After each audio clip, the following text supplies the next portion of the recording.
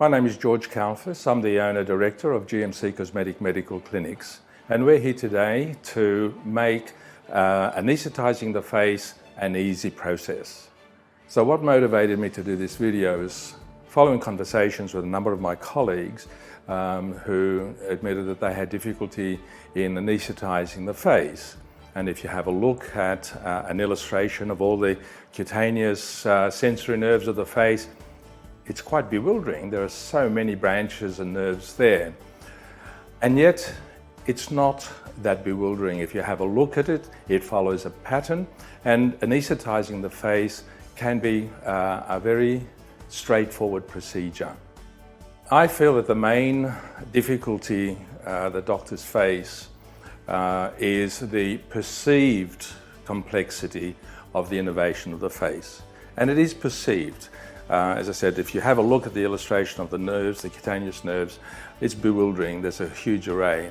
And yet, if you really think about it, the entire face is innervated by one cranial nerve, and that is the fifth cranial nerve, or the trigeminal. So the trigeminal nerve, as the name suggests, gives rise to three nerves, and they are the ophthalmic nerve, which is the eyes above, the maxillary nerve, which covers the maxillary area, and the mandibular nerve, which covers the mandibular area. So that's nice and easy to remember. And then each of these nerves will give rise to three cutaneous nerves. So each one of them will do three. So if you familiarize yourself with these, then anesthetizing the face becomes a logical sequence. So through years of experience, we've established a protocol that works well. So what we do is we start by blocking the cutaneous nerves of the ophthalmic first, followed by the cutaneous nerves of the maxillary, and then the cutaneous nerves of the mandibular nerve. If you follow this pattern, you won't miss anything, and anesthesia of the face will be complete. Now, some of the cutaneous nerves exit through bony foramina.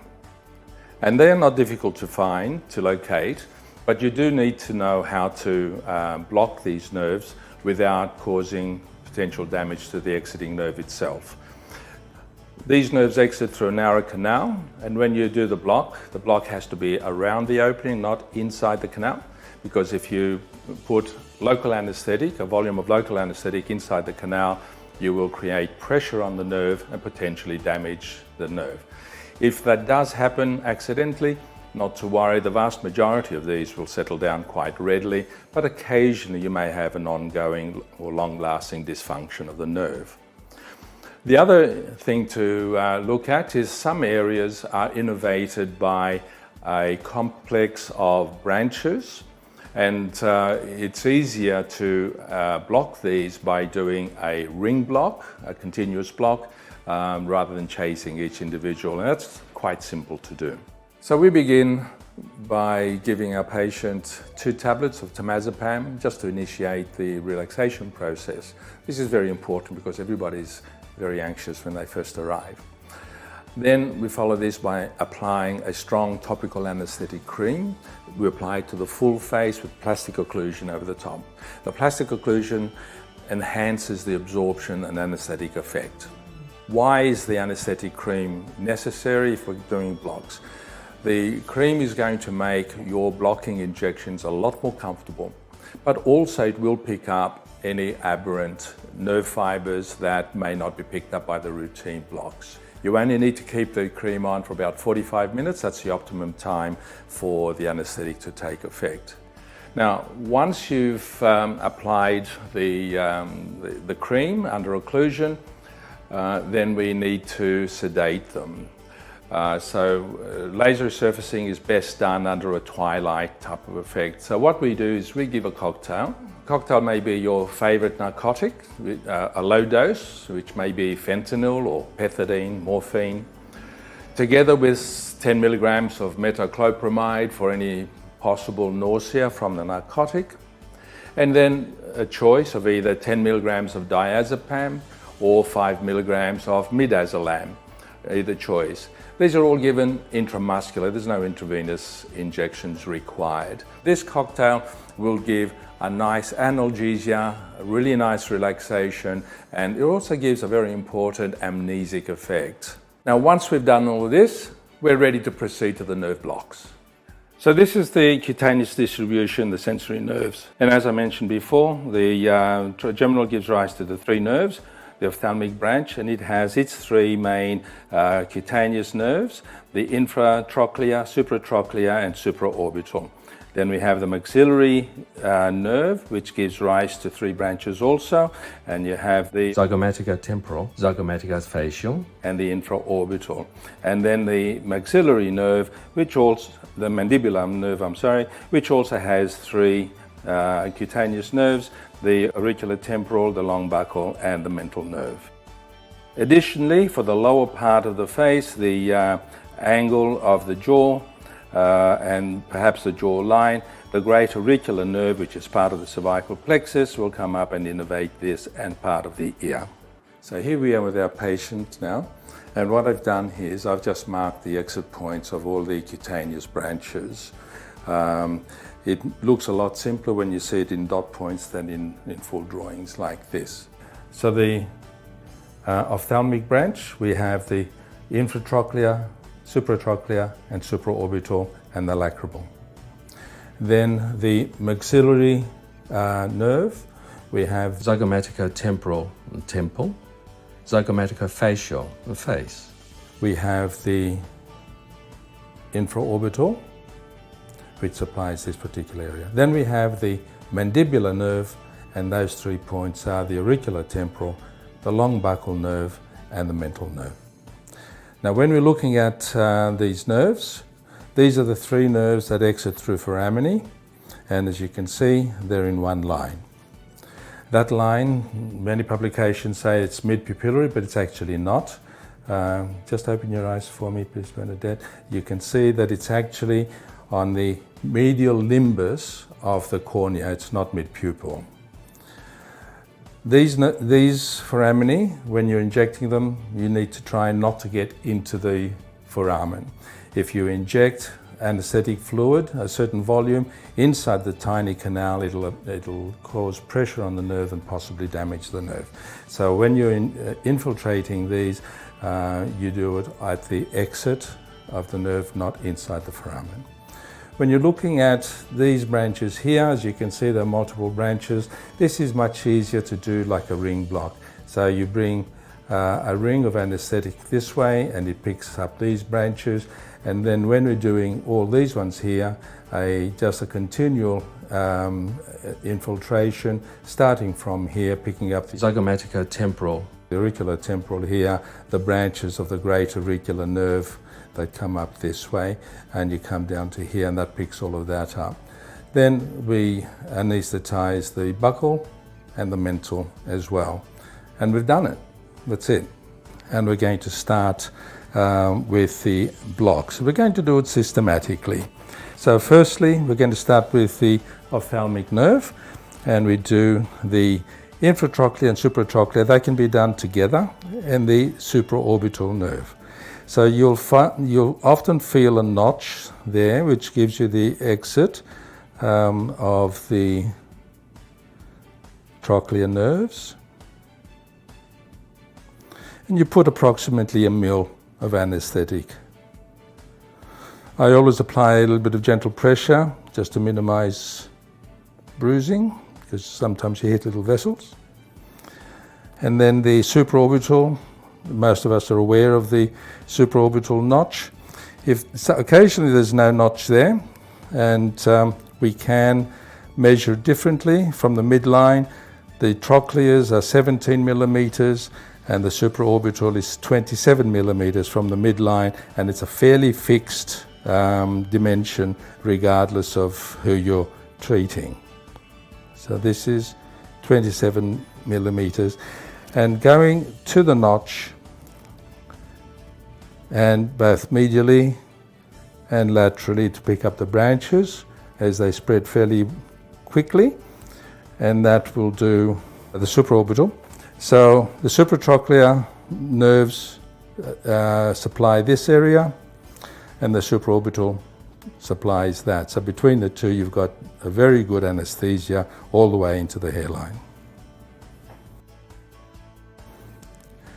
Now, next we do the lacrimal, and as I said, we do a ring block here to pick up the branches that come from the zygomatico-temporal as well as the lacrimal and the zygomatico-facial nerve, which is this one here.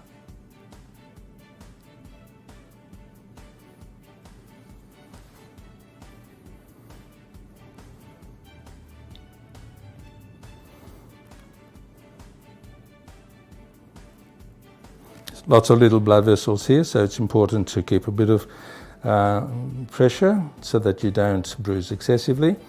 Now, the zygomatico-temporal, temporal and branches of the great auricular nerve can all be picked up nicely by doing one continual block this way. So starting from there.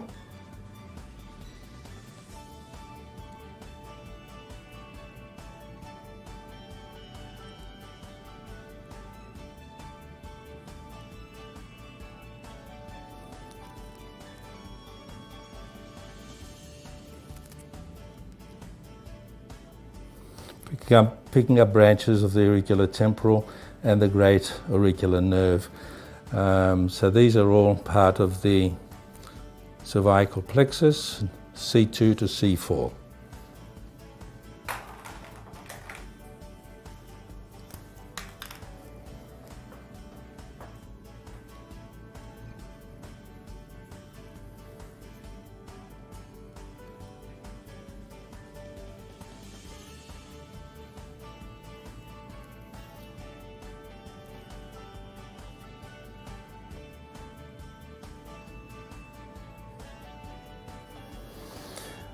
The buccal nerve comes out from behind the masseter muscle at the level of the dentition, the teeth.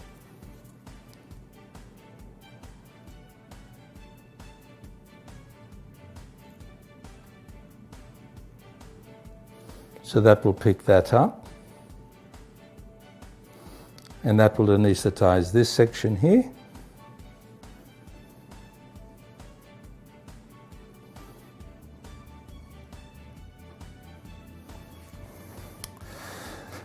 So now we're going to do, we've already picked up the zygomaticofacial, we're going to do the infraorbital.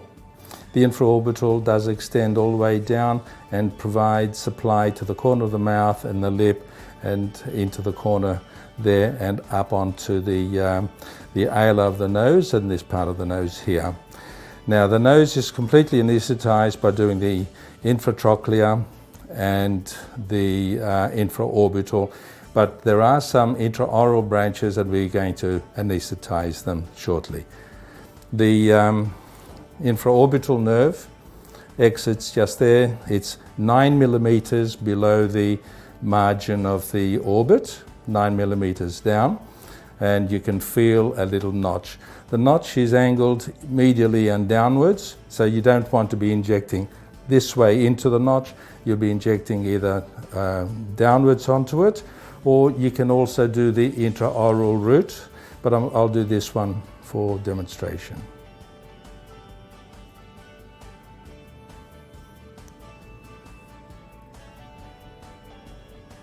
So I'm injecting now around the exit foramen, not into it. And there are lots of branches. There are branches that come up to the lower eyelid, so you need to inject there and pick those up, and the other branches down here.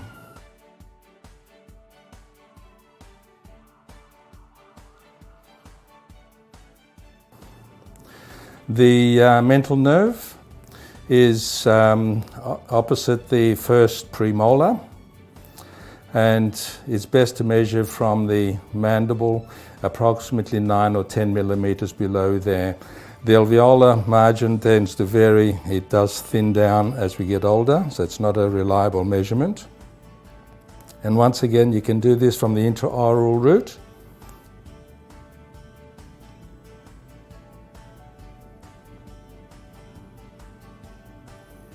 and you put in a good mil or so.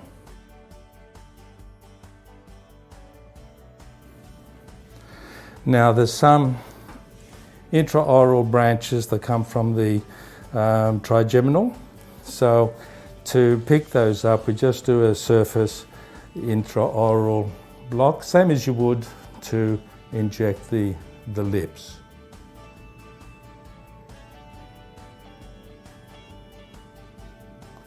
They're submucosal, so you just need to inject under the mucosa. That combination now is going to give you complete anesthesia of the top lip and the tip of the nose. So now that completes the anesthesia of that side of the face. And we've covered quite thoroughly all the exiting nerves, and that face is going to be completely. There's occasionally a small branch over here, part of the mylohyoid, which gives sensation to the tip of the chin, and it is worthwhile, it just runs across here like this, and it's worthwhile just as a precaution to give that a little bit of a block as well, and that completes it. So now we've completed the anesthesia. As you can see, it's not difficult. As long as you know your points, it follows a logical sequence, and that's a very good complete anesthesia. So now I'll just go on and do the other side as well. Thank you very much for watching this video, and I hope you have found it useful. As you can see, anesthetizing the face is not and should not be as daunting as many fear that it is. Just familiarize yourself with some basic facts, and then a good anesthetic procedure of the face just follows a logical sequence.